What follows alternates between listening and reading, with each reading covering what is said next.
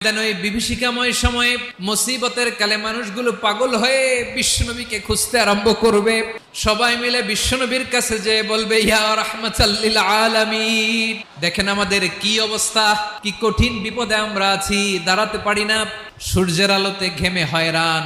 বিশ্বনবী মাকামে মাহমুদে যে আল্লাহু আকবার বলে সিজদায় লুটিয়ে পড়বেন, বিশ্বনবী এমন ভাবে অজর দ্বারায় সিজদায় লুটিয়ে পড়ে কাঁদবেন, রব্বুল আলামিনের রহমতের দরিয়ায় জোশ লেগে যাবে।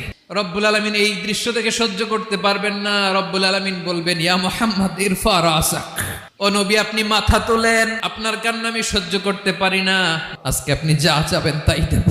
ওয়াশফা তুশাফা, যার জন্য সুপারিশ করবেন তার সুপারিশ কবুল করে নেব। নবী মাথা তুলবেন, তুলে বলবেন, রব্বি হাবলি উম্মতি, আল্লাহ তুমি আমার গুনাহগার উম্মতকে বাঁচাও।